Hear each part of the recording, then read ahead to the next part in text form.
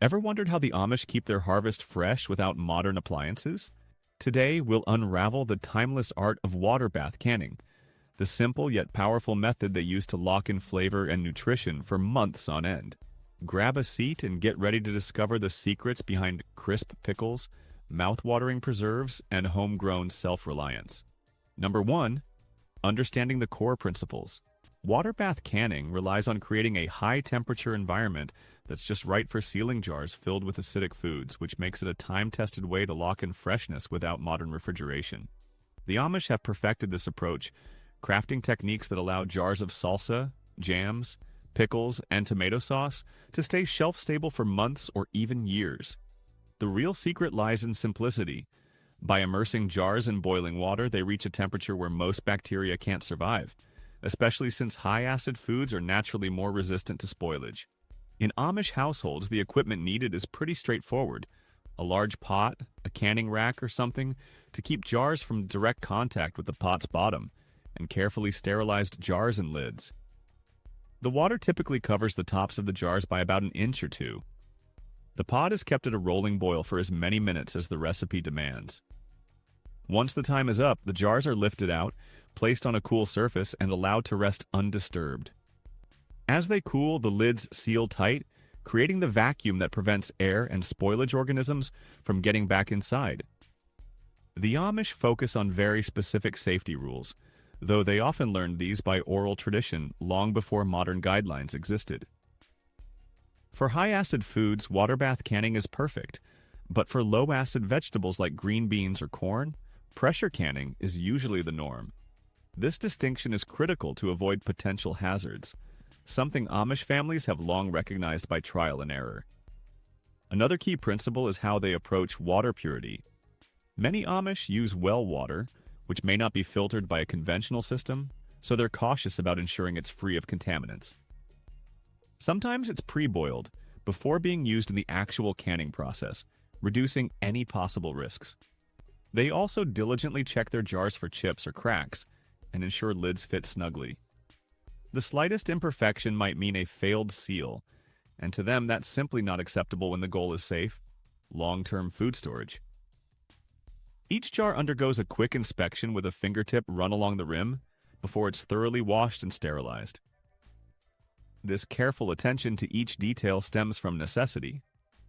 Large Amish families can't rely on weekly supermarket trips, so their pantries are designed to hold enough food to carry them through winter months or unexpected events.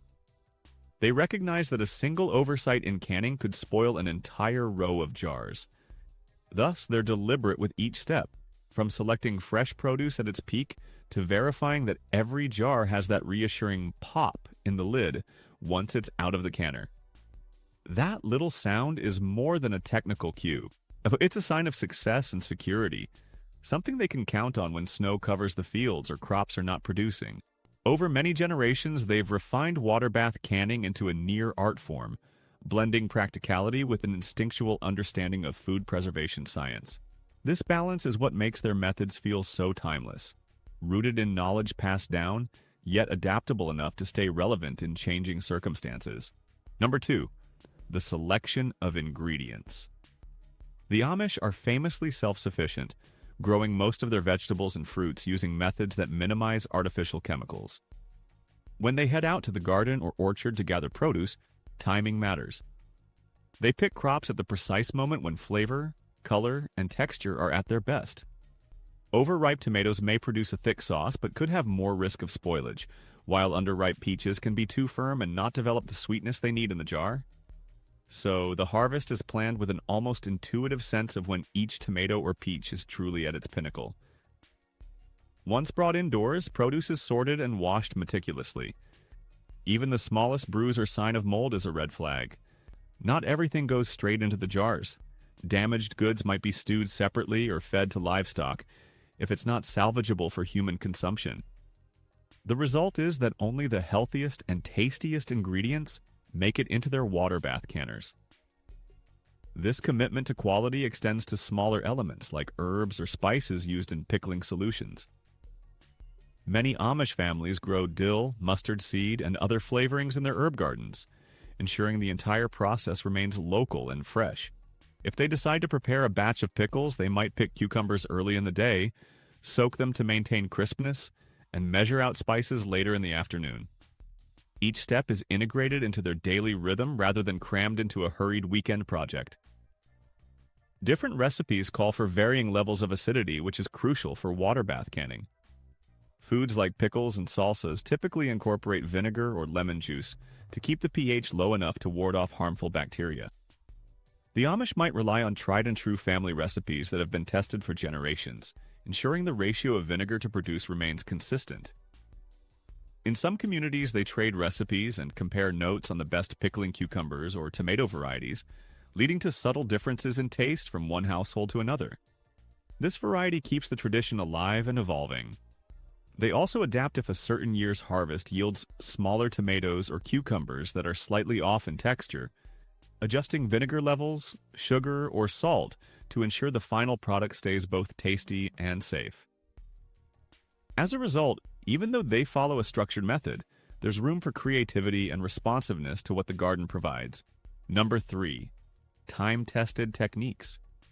Even with the same base processes, the Amish exhibit a range of small but meaningful differences in how they can. Some families prefer to heat jars in an oven before filling them, keeping the glass warm so it doesn't crack when hot contents are added. Others find it enough to pour simmering water inside the jars for a few minutes, then empty them just before filling. The crucial point is that the jars must be warm to avoid temperature shocks once they're placed into the boiling canner. Another subtle trick is how produce is prepped. For canning tomatoes, some Amish cooks remove seeds for a smoother sauce, while others keep seeds in for added flavor. For fruit preserves, they often rely on long boil times to reach a jam-like consistency rather than using commercial pectin. This extended simmering not only thickens the mixture but intensifies the fruit flavor. Some older Amish cookbooks even describe a method of stirring the fruit sugar mixture slowly with a wooden spoon, occasionally lifting it to see how the syrup drips off the spoon. When it sheets off in a certain way, that indicates the jam is at the perfect stage to be ladled into jars. These tactile, intuitive methods provide a balance to the more scientific steps of measuring pH or calculating processing time. There's also a highly social element. When a big canning day is planned, several family members might come together. One might be in charge of blanching peaches or tomatoes for easier peeling, another might handle the brine or syrup, and someone else might sterilize lids and rings. This division of labor both speeds up the process and makes it more enjoyable. They joke, share stories, and teach younger members each step of the technique. This environment is a critical factor in passing down skills from generation to generation. The repetitive motion of washing, chopping, and filling jars becomes second nature. Young children learn by observing, often starting with simple tasks like washing cucumbers. As they grow older, they graduate to controlling the heat under the counter or measuring out vinegar precisely. These communal gatherings are as much about family bonding as they are about stocking up for colder seasons. Number 4, storage and longevity. Once the jars emerge from the canner, they're carefully placed on a counter or wooden board. The Amish avoid moving them excessively for the first 24 hours, giving the seals time to form correctly. If there's any jar whose lid refuses to seal, it's identified as soon as possible, typically used right away or reprocessed. With a successful seal, the jars are cooled, labeled with the date and contents, then stashed in a cool, dark space. Some Amish families build separate cellars with thick walls that maintain a stable temperature year-round. Others have designated sections in a basement, away from direct sunlight and too much humidity. Shelves are arranged so that the oldest jars are in front, ensuring they get used first. This rotation prevents jars from lingering for more than a year or two, though many items can technically remain good beyond that if they remain unopened and sealed. Not every family uses identical labeling methods. Some simply write the date on the lid with a marker, while others place small stickers on the side of the jar. This might include the recipe's name or a short note about its spiciness level. It's all about clarity and convenience, so when a family member goes to retrieve something in the middle of winter, they immediately know if they're grabbing a jar of mild salsa or an extra hot batch. Storage conditions are critical. High temperatures can degrade the seal and direct sunlight might discolor the contents. So these pantries are usually dark, sometimes with thick curtains or doors to block out any heat source.